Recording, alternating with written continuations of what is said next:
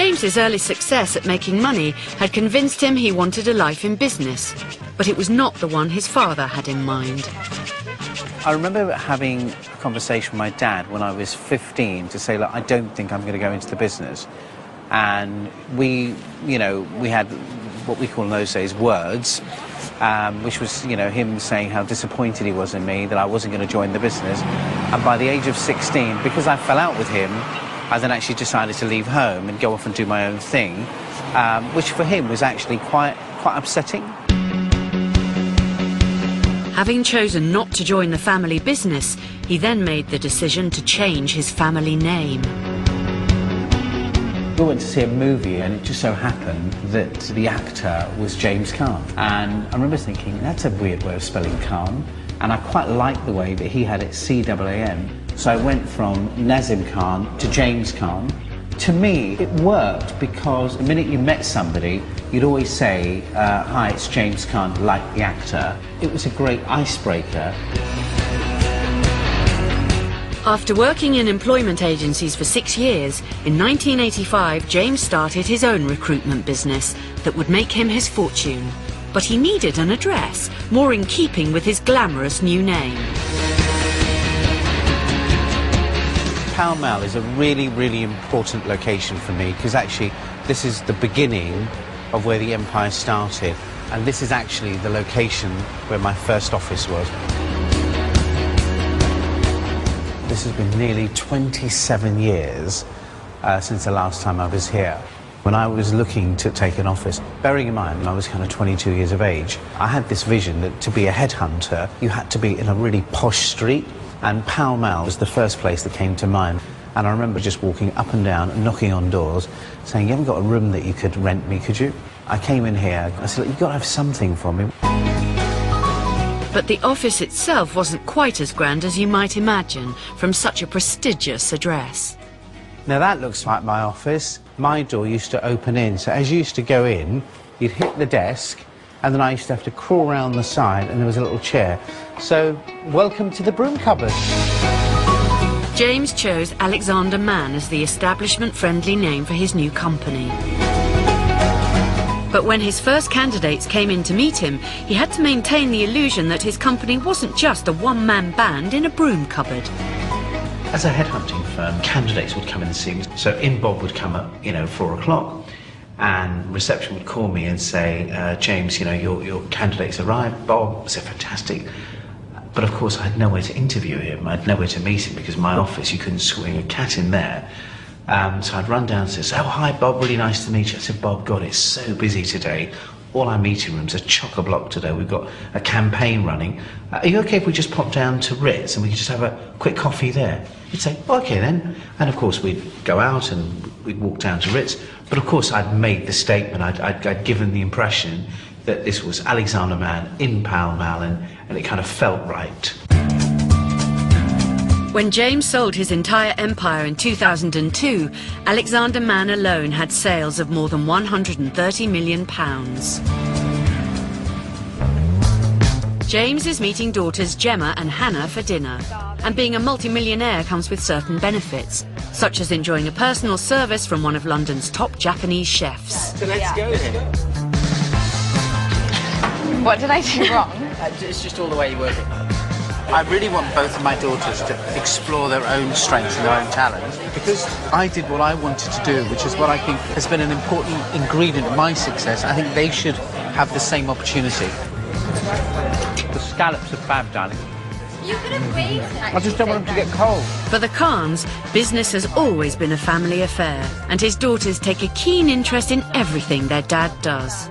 I think throughout my sort of married life, there's no question family and business have actually been in harmony together. Since I knew what a job was, I always said, I want to work with my daddy, I want to work with my daddy. We know exactly everything what goes on with my dad. It's like having my board meetings at home. Well, I'm pushing him to make me non-exec director at the moment, but we still have a way to go.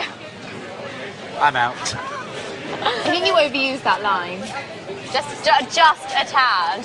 Maybe I'll just one day turn around at home and be like, I'm out. I'm out. I'm out. James's out is quite funny.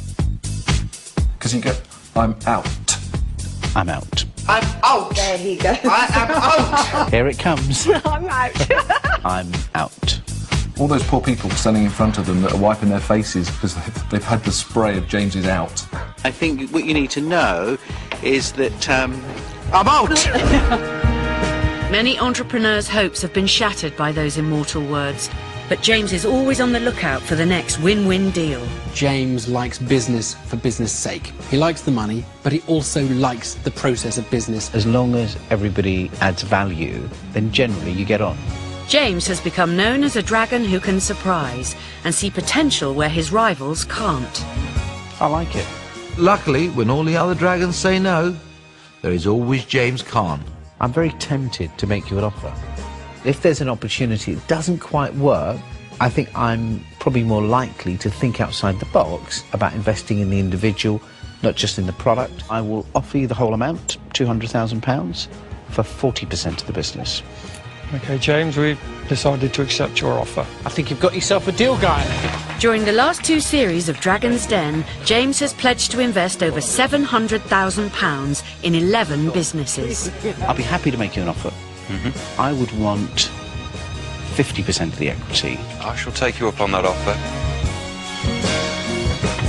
But although hands are shaken in good faith, on occasion the deals don't always go through. Due diligence is the boring bit of doing a deal. It's a complicated and difficult process. It's the equivalent of doing a survey on a house. That means that there's always that little space between when you've agreed it and when someone might find a reason to drop out. In 2007, James Brown and Amanda Jones from Red Button Design came into the den with an unusual proposition for the Dragons. In exchange for £50,000, they were willing to give away 10% equity in their prototype invention, designed to transport and purify water in the Third World. Currently, individuals in the sub-Saharan Africa have to walk up to 6 kilometres to find a safe drinking water source. With the ROS, the user could walk to the nearest water source, which on average is just 1.2 kilometres away, and collect 50 litres of water. As the user rolls the unit back to the community, the mechanical movement of the wheels drives a filter system through the tank. The user can then drink or otherwise safely store the water for later use. For me, by the time she'd finished her presentation, I was almost like, I'm in. We have a product that isn't desire-based, it's needs-based. It solves a life or death problem. They touched a nerve, I think, with all the dragons. When we went and pitched to the dragons and spoke about these issues, they could cast their mind back to situations they'd been in, and I think that's very powerful, and I think that they could instantly see the benefit of the product from this prior experience that they've had. I think this is an excellent idea. I was in Kashmir recently, you know, when all the earthquake happened, and just no access to water, and they were spending fortunes in getting water, you know, up and down those areas. James could see the potential benefit of the product, but was this a business in which he could invest? I think you've got to remember you are still a dragon and you're making an investment to make a return. What does it cost? What do you sell that for? The retail price is approximately £20. So what's £20 like in Bangladesh? I mean, how expensive is that in that sort of region? It's prohibitively expensive for an end user. It would need to be funded by the organisations that do the type of humanitarian work there. The pair had impressed James, but also had an unnerving effect on his rival dragon, Theopophetus. It's been a long time since I've seen something so impressive. I'm going to make you an offer for all the 50,000. And I don't know what percentage I want. I'm just going to sit back for a while now. Okay. Thank you very much. My business head disappeared. It wasn't about the business. When Theo offered all the money, he said that he didn't know if he wanted to take any equity. It was a brilliant feeling. What I'm suggesting to everybody is, look, if everybody is keen on this, all chuck £10,000 in and make this happen. I must admit, I was completely thrown by that, because that wasn't a kind of a dragon-like investment. I would like £10,000 in. I'd be very happy to put the 10,000 in. Absolutely, I would.